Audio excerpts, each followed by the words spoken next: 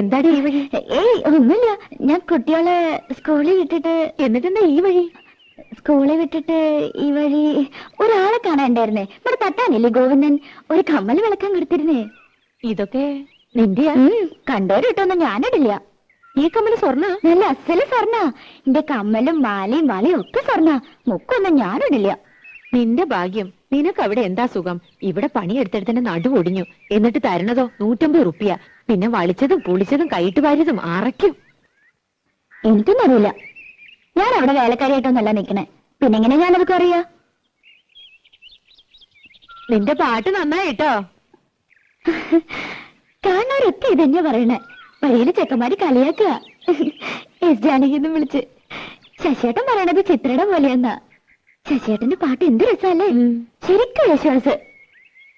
പോയി അവരൊക്കെ ആരൊക്കെയുണ്ട്? ശശികുമാർ